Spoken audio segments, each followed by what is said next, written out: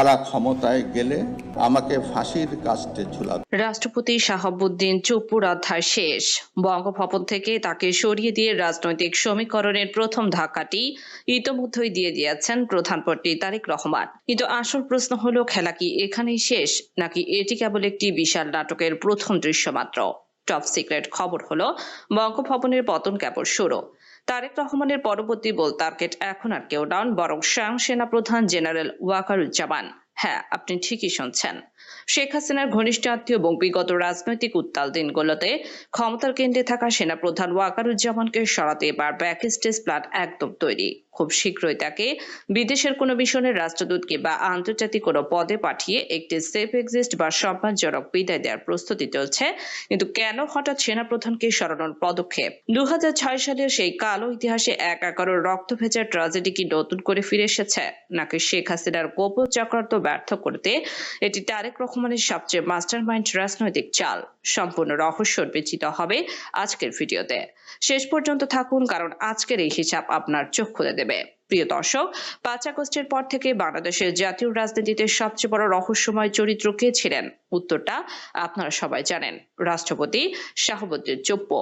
Fascist Sheikh Hasina তাকে বঙ্গভবনে বসিয়ে গিয়েছিলেন, কিন্তু আওয়ামী লীগের পতন হলেও চুপ্পু বঙ্গভবনে নিজের আসন ঠিকই আঁকড়ে ধরে রেখেছিলেন। ইউনূস সরকার এলেও তাকে আর সরাতে পারেনি, কারণ তার পেছনে শক্ত ঢাল হিসেবে দাঁড়িয়েছিলেন সশস্ত্র বাহিনীর প্রধানরা। কিন্তু তারেক রহমান যখন জনগণের একচেটিয়া রায় নিয়ে ক্ষমতায় বসলেন, তিনি খুব ভালো করেই জানতে চাইলেন, কাটার সিংহাসনে বসে কখনো নিশ্চিন্তে দেশ চালানো যায় না। শেখ হাসিনা যখন দিল্লি থেকে একের পর এক উস্কানিমূলক বার্তা দিচ্ছেন, ডিসেম্বরে দেশে ফেরার হুমকি দিচ্ছেন, তখন রাষ্ট্রপতির মতো মহা গুরুত্বপূর্ণ পদে হাসিনার কোনো ঘনিষ্ঠ লোক রেখে দেওয়া মানে হলো নিজের বুকে ছুরি চালানোর সুযোগ করে দেয়া। ফলে তারেক রহমান এক মুহূর্তেও দেরি করেননি। শারীরিক ও মানসিক অসুস্থতার অজুহাতে সসম্মানে চুপ্পুকে সরিয়ে দেওয়া হয়। এটি সাধারণ কোনো পদত্যাগ নয়, এটি তারেক রহমানের রাজনৈতিক বুদ্ধিমত্তার এক বিশাল বিজয়। কিন্তু এরপরে সামনে এসেছে আসল বাধার সেনাপ্রধান ওয়াকারুজ্জামান। জাতীয়তাবাদী শক্তির প্রতিটি সমর্থক ও দেশের মানুষের মনে 2006 সালের স্মৃতি আজও এক বিভৎস ক্ষত হয়ে আছে। দেশনেত্রী বেগম খালেদা জিয়ার ক্ষমতার মেয়াদ শেষ করে অত্যন্ত বিশ্বাস করে তার মনোনীত রাষ্ট্রপতি ইয়াসউদ্দিন আহমদকে প্রধান উপদেষ্টা করেছিলেন। সেই সময় বেগম জিয়ার হাতে তৈরি হওয়া 19 জন সিনিয়র অফিসারকে নিয়ে যাকে সেনাপ্রধান বানানো হয়েছিল, সেই জেনারেল মইনু আহমেদ অবিশ্বাস এক কাণ্ড করার ঘটালেন। কামানের নল আর অস্ত্রের ভয় দেখিয়ে বঙ্গভবন দখল করা হয়েছিল এবং জারি করা হয়েছিল জরুরি অবস্থা। সেই এক অশুভ শক্তির কেবল এক ইয়াজউদ্দিন তত্ত্বাবধায়ক সরকারকে পতনই করেনি, বিএনপির চেয়ারপারসন বেগম খালেদা জিয়াকে গ্রেপ্তার করেছিলেন। জিয়া পরিবারকে ক্যান্টনমেন্টের শহীদ মইনুল রোডের স্মৃতি বিজড়িত বাড়ি থেকে নির্মমভাবে উচ্ছেদ করেছিলেন। সবচেয়ে বড় আঘাতটি এসেছিল তৎকালীন তরুণ নেতা তারেক রহমানের ওপর। কারাগারে তার উপর যে পাশবিক নির্যাতন চালানো হয়েছিল, যার কারণে মেরুদণ্ড ভেঙে তিনি টানা 17 বছর প্রবাসে কাটতে বাধ্য হয়েছিলেন, সে কথা কি জাতি কখনো ভুলতে পারে? তারেক রহমানও ভুলেননি। তিনি জানেন, বর্তমানেও সেনাবাহিনীর ভেতরের একটি কুচক্রী মহল এবং ষড়যন্ত্রকারী আন্তর্জাতিক শক্তি হিসেবে দেশপ্রেমী বিএনপি সরকারকে টেনে আরো নিচে নামাতে প্রস্তুত থাকবে। 2006 সালে মইনু আহমেদ যা করেছিলেন, 2026 সালে এসে ওয়াকারুজ্জামান যাতে তার পুনরাবৃত্তি ঘটাতে না পারে, তারেক রহমান এবার আগে থেকে সেই পেছনের পথ বন্ধ করতে যাচ্ছেন।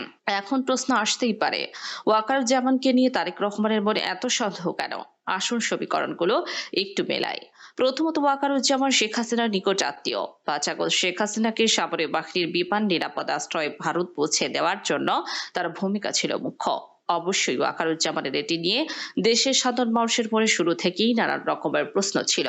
নাম্বার 1, হাসিনাকে সেফ এক্সিস্ট দেওয়া।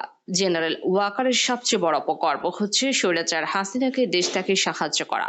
অথচ হাসিনা দেশে যা করেছে তার জন্য উচিত বিচার হবার দরকার ছিল জনগণের আদালতে, কিন্তু সেটি সম্ভব হয়নি সেনাপ্রধানের কারণে।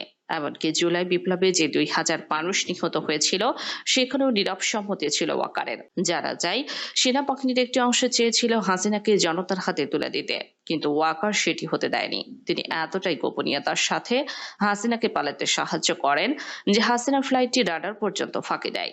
হাসিনা তার বোন শেখ রেহানা বা ফ্লাইট ক্রু ও সিকিউরিটি সার্ভিসেস ফোর্স সদস্যরা কেউই ঢাকা ছাড়ার আগে ইমিগ্রেশন সম্পন্ন করেননি, যা সম্পূর্ণ রাষ্ট্রদ্রোহিতা। আর এইসব সম্পন্ন হয়েছিল ওয়াকারের কল্যাণে। নাম্বার 2, হাসিনার 650 জন দোসরকে ক্যান্টনমেন্টে আশ্রয় দেয়া। হাসিনা যখন পালালেন তখন তার হাজার খানেক নেতাদের জনগণের হাতে মার খেয়ে পথে ঘাটে মরে থাকার কথা ছিল, কিন্তু সেটি হয়নি, কারণ হাসিনার আত্মীয় ওয়াকার আওয়ামী লীগ নেতাদের গোপনে ক্যান্টনমেন্টে আশ্রয় দেন। সেখানে তারা মাসখানেক অবস্থান নেন। এরপর ওয়াকার নিজের প্রচেষ্টায় তাদেরকে ভারতে পালিয়ে যেতে সাহায্য করে। একটি ঘটনার কথা বলা যাক। 5 আগস্টের ইতিহাসের এক ভিন্ন মাত্রার ঘটনা ঘটেছিল সংসদ ভবনে ওই দিন। সাবেক speaker Shirin Sharmin Chowdhury, deputy speaker Shamsul Haque Tuku, সাবেক আইসিটি প্রতিমন্ত্রী জুনায়েদ আহমেদ পলক, সাবেক হুইপ ইকবালুর রহিম ও নাজমা আক্তার প্রায় 12.5 ঘন্টা সংসদ ভবনের ব্যাংকার উপরে ছিলেন। এদের সবাইকে সেদিন জনতা হাতে গণধোলায় খাওয়ার কথা ছিল, কিন্তু এদের সবাইকে সেখান থেকে নিরাপদ আশ্রয় নিয়ে যান ওয়াকারের নেতৃত্বে একদল সেনা সদস্য। নাম্বার 3, পিলখানা হত্যায় কমিশন হতে বাধা দেয়া।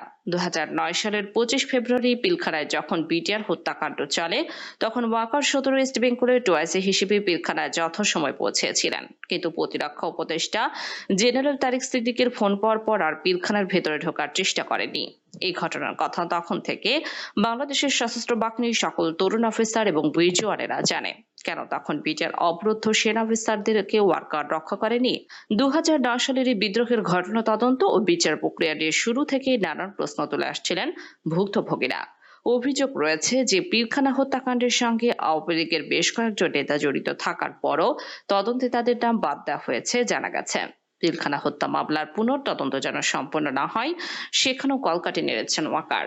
নাম্বার 4, গুম খুনে জড়িত সেনা কর্মকর্তাদের দেশ ছাড়তে সহায়তা করা। স্বৈরাচার শেখ হাসিনার সময় পরিকল্পিত হত্যাকাণ্ড, গুম সামরিক বাহিনীর মেধাবী কর্মকর্তা সদস্যদের এক পেশি সামরিক আদালতের মাধ্যমে দোষী সাব্যস্ত করে বিনা পেনশনে চাকরিচ্যুত করা হয়। একই সঙ্গে হাসিনার সহযোগী হয়ে গুম খুনে জড়িত lieutenant general Babun Khaled, lieutenant general Saib, Benazir, Harun, মনিরুলদের বিদেশে পালাতে সাহায্য করার পেছনে ওয়াকারের হাত আছে বলে মনে করা হয়। নাম্বার 5, আয়নাঘরের আলামত ধ্বংস করেন ওয়াকার।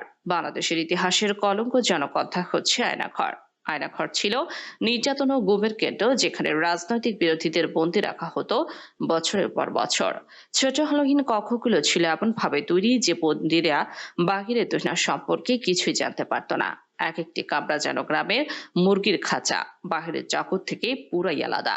কোথায় আছেন, দিনের কোন সময় পার করছেন, জানার সুযোগ নেই। সবচেয়ে বিপজ্জনক হলো আয়নাঘর পরিদর্শন করতে ইউনুসকে বাধা দেয় ওয়াকার এবং সব আলামত নষ্ট করার পর বুকে পাথর বেঁধে পরিদর্শন করার বিষয়টি মেনে নেন সেনাপ্রধান। পরিদর্শনের সময় দেখা যায় বন্দিশালার অনেক আলামত মুছে ফেলা হয়েছে, দেয়াল রং করে মুছে দেওয়া হয়েছে, বন্দীদের লেখা ভেঙে ফেলা হয়েছে, কক্ষের বিভাজন। এই সবই করা হয় সেনাপ্রধানের নেতৃত্বে। 5 আগস্টের পর সেনাপ্রধান ওয়াকারুজ্জামানকে সরানোর গুঞ্জন উঠলেও তা কাজ শেষ পর্যন্ত কার্যকর করা যায়নি।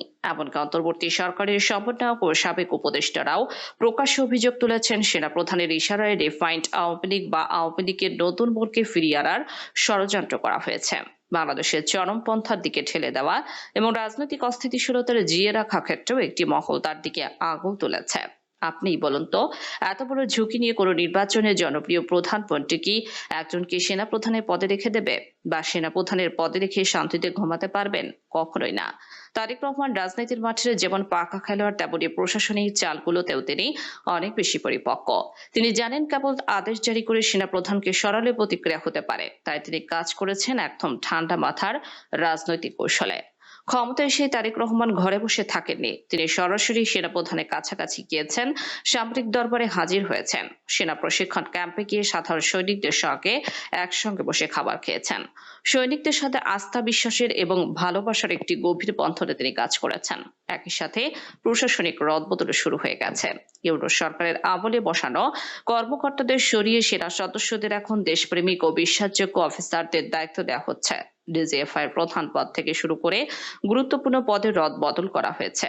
সেনাবাহিনীর দ্বিতীয় সর্বোচ্চ পদ অর্থাৎ সিজিএস হিসেবে দায়িত্ব পালন করেছেন অত্যন্ত বিশ্বস্ত দক্ষ কর্মকর্তা লেফটেন্যান্ট জেনারেল মাইনুর রহমান। রাজনৈতিক কূটনৈতিক সূত্রে জোর গুঞ্জন ওয়াকারুজ্জামানকে কোনো একটি বন্ধু রাষ্ট্রের রাষ্ট্রদূত বানিয়ে কিংবা জাতিসংঘের কোনো গুরুত্বপূর্ণ মিশনে পাঠিয়ে একটি সম্মানজনক এক্সিট দেওয়া হবে, আর সেনাপ্রধানের দায়িত্ব হস্তান্তর করা হবে জেনারেল মইনুর রহমানের মতো কোনো নির্ভরযোগ্য এবং দেশপ্রেমিক কর্মকর্তার হাতে।